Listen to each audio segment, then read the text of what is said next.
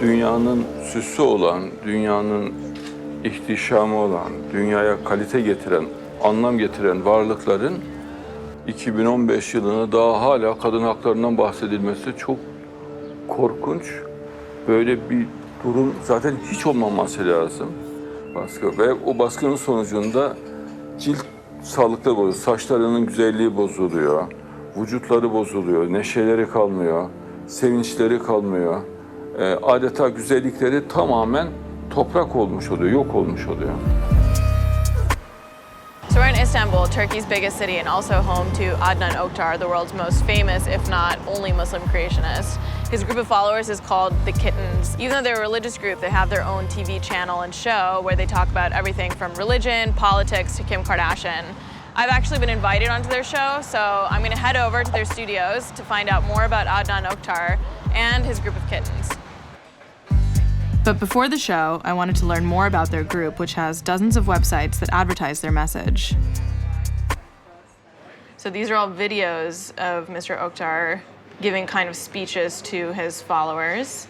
And this first video is called Excerpts from Conversations. To men who meddle in women's affairs, would you like women to meddle in your affairs? Our religion has given women an authority, maternal authority. I used to kiss the bottom of my mother's foot and say, here I find the smell of paradise. That is really intense. So then he goes on to say, now that in a sense women are more and more superior. They're superior in compassion, mercy, cleaning, punctuality, meticulousness, and thinking about details. It seems like his views kind of oscillate between two different things. On one hand, he's like, kiss the bottom of your mother's feet. But then on the other hand, he's saying the superiority of women is actually in meticulousness and cleaning.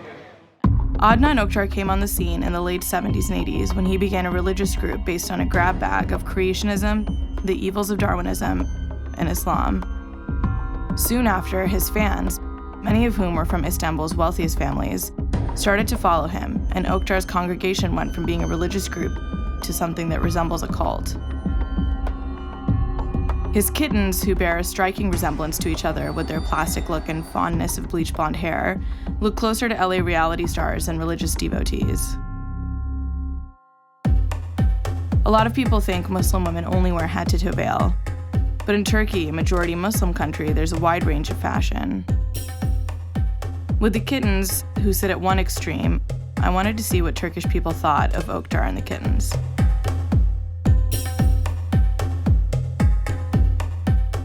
Do you know Adnan Oktar? Ya duyduk da şeyimiz yok. Herhangi bir bilgimiz yok adamın için. Yani öyle kadınlar, kızlar karışık bir durum yani. Dini bir işlerde bir alakası yok diye düşünüyorum. Olive Arculet, a prominent Muslim feminist, doesn't think looks have as much to do with Islam as people say, especially for women. Şimdi ben tekrar altını çizmek istiyorum. Yani giyimine bakarak insanlar Müslümandır yahut değildir diyemeyiz. Vermem, yani vermemek daha doğrudur ama şunu biliyorum. Yani buradaki problem onların Müslüman olup olmaması değil. Buradaki problem onların hani kadınlara neyi yaptıkları ya da neyi reva gördükleriyle alakalı bir şey diyoruz. Ve bu eşitliği de öncelikle kadının erkek tarafından cinsel bir obje olmaktan çıkarılmasıyla mümkün olacağına inanıyoruz. Armed with some background knowledge on Oktar and a dash of Muslim feminism, I was ready to meet the kittens. Were they simply sexual objects or something more? So we're on our way to Adnan Oktar's studios called A9 Studios, but instead of driving straight there, we're actually meeting one of their followers, and he's going to guide us directly to his place. I'm not quite sure why, and they're being kind of cagey about it. It might be because they don't want us to know the exact location of their studio, but either way, I know that it's a big compound, and that's where Adnan Oktar lives with a lot of his kittens. Hello. Hi. Hi. Hi everybody. Meher, nice to meet you. Emre. Now we are going to studio. Okay. Then you will meet some our friends. Okay. And then you will see. Okay. Beni takip ediyorsun ha. That was ominous. He smelled nice. It still smells like him in the car. So this looks like our proper estate. Our cameras can film here? No. No? Okay. So we should wait, I guess. Okay. Because of the security reason. Right away, our cameras were clearly making them uncomfortable. I spoke to Sarah.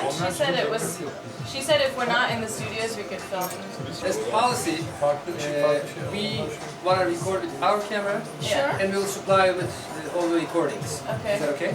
Kendi isteğinize göre çekip onu biz daha sonra edit ediyor arkadaşlarımız. This is an editing Ya problem. uygun olan yerleri. Ama After a long back and forth, the only place I could speak openly was in the bathroom on a phone camera. So we've been told that we can't use our own cameras, even though I discussed beforehand to let our cameras shoot here. Seems like they have some sort of policy where we can only use their kind of shitty cameras. They're gonna edit it and give it back to us, so clearly they're really worried about their image, but we're gonna play ball, see what they're gonna do. Hello, Hi. my name is Oktar Babuna. Nice to meet you. Very welcome. Hi. This is Mr. Adnan Oktar's studio house. Great. Oh my gosh. This is like MTV Cribs.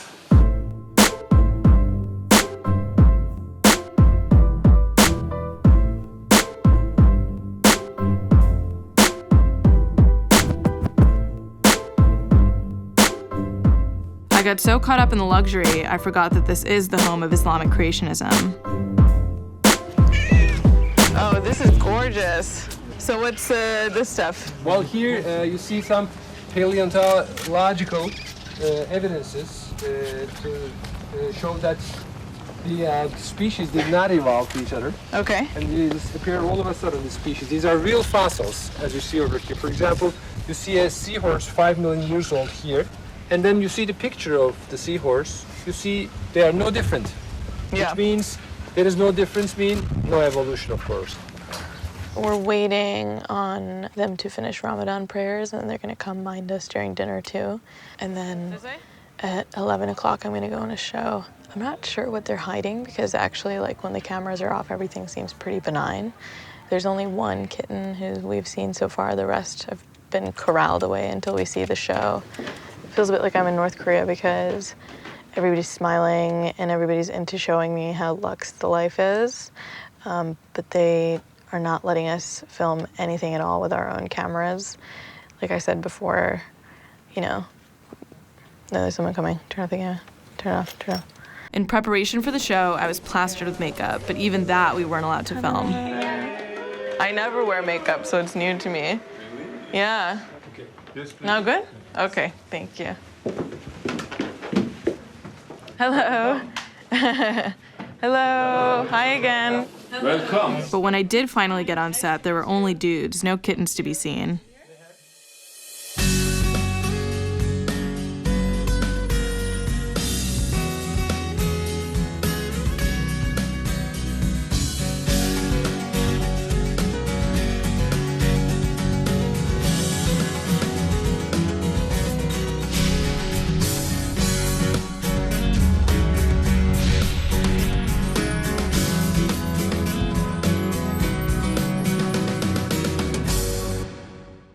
Efendim, merak ettiğiniz, konuşmak istediğiniz konular varsa hemen başlayabiliriz. Okay, so I came here because I'm making a TV program about women in Islam. I've noticed that we said in Turkey when we come here, it's very distinct because there are people who are covered and there are people who are not. Does he believe that women should be covered? Yani çok olağanüstü şartlar varsa, kadına rahatsız ediliyorsa, tabii ki kadın kendini korumak için kapanması gerekir. Cenab-ı Allah bu konuyu net bir hüküm olarak açıklıyor. Yani cinsel organları, göğüsleri kapalı olmak şartıyla gayet rahat bir kıyafetle gezebilirler. So this means like a bikini, for instance, they can wear? Tabii ki. So there are many women that work on the A9 channel. Are they here tonight? Evet, demin geldiler. Alkışlarla sizi isterseniz içeri alın. Oh, they're leaving? Yeah, the ladies are. Hanımlar Okay. geliyor, ladies are coming.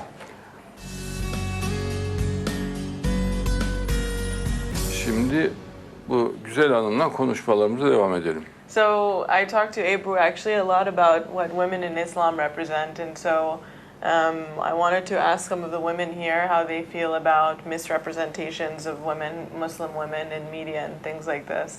Gelenekçi İslam'da kadın tehlikeli bir varlık olarak görülüyor. Yani yüzlerce tedbir var. Bir kere erkeklerin içine çıkanmaması var. Çıkmaz diye biliniyor. O oradan, konu oradan bitiyor. İkincisi çıksa bile tamamen kapalı olarak çıkması gerekiyor. Kapalı çıksa bile konuşmaması gerekiyor. Konuşursa kaba konuşması gerekiyor. Buyur. Yani kadının potansiyel böyle suç makinesi gibi görülmesi gelenekçi Ortodoks İslam'ın en acımasız yönlerinden bir tanesi. Yani bu bir hakarettir.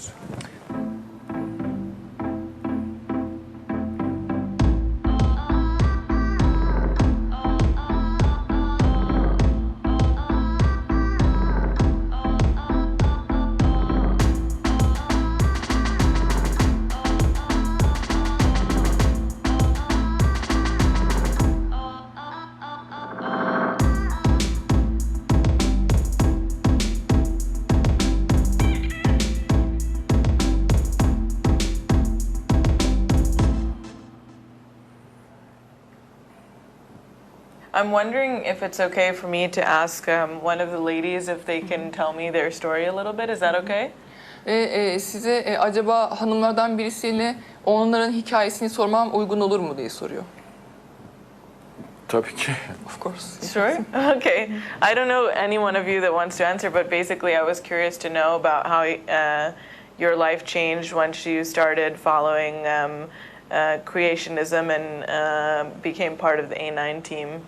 Actually, a lot of things changed when I met him because, for example, when you look at us, all of us, and I'm sure you also realize it from outside, here women are always in front. We are not only equal, but we are always superior. So it's the best place for a woman to be in the world. Oh, great! So, because, for example, we have all seen the West and how they treat women. Yes, there is equality, but for example, when you enter a room, for example, in England, in America, there is no difference between a table and a woman in the room. But with him, for example, when a woman walks in a room, it's like an extraordinary being walks in a room. And he realizes every single detail. And, women can see a lot of details, and it's very important for a woman. For example, he realizes a very little thing you change in your character, in your appearance, you did about yourself, and it's very, it's very respectful. So we are being treated very respectfully, and it's the only place I can see in the world that this is being done in this level in the world right now. Is there a connection between the way that women are treated here and the creationism part of it? Of course, because he does it because he believes that God created women like this, and he emphasizes love and emphasizes that every single human being has a soul. This is why we are trying to make peace in the world, not only against women but also with men too. Because for example, for a lot of people in the West, one person dying in the Middle East means nothing because they see themselves superior according to their race, racial identity. And this also comes from Darwinism, because Darwinism told people that there is something called race. But in creationism, every single person who is created is equal. That's why, of course, this is the most important part of it. Okay. Darwinism also humiliates women as well. Ah, how so? Darwin himself says it. Yeah? He says the woman is like a dog in the house, and something can be played with, that's all. This position of being always superior and always in front, is this something new that you got to experience once you started It's new for everyone in the world. There is nowhere in the world that does this to any woman. The top that you can get in the world is women being equal to men, right? And especially, for example, in America, we know that many female CEOs earn much less than men because they think they don't deserve it, basically. They think women are not superior, women are not equal. For me, before I met Mr. Oktar, I didn't know religion. I didn't know that I could live religion and be free at the same time. But after I met him, I read his books, it opens my heart to the truth. What's the best book that I should read if I'm trying to understand everything that you've written? Maybe everything. We cannot say one book because he has more than 300 books. Yeah. But you have to read Atlas of Creation and Bigotry, The Dark Danger. Okay, great. Yeah, I would love to see those. Okay. Programın konusu açısından da ilk şehit bir kadın olması, ilk iman edenin bir kadın olması, ilk peygamberimizin imamlık yaptığı kişinin kadın olması, ilk vahiy kabul edenin kadın olması, peygamberimizin peygamberliğini ilk tasdik edenin kadın olması, kadının üstünlüğünü göstermek açısından yeterli değildir. Peki programımız bu kadar olsun şimdilik. Bu bölümü bu şekilde bitirelim. Biraz sonra yine sazlı sözlü muhabbetimize devam edelim.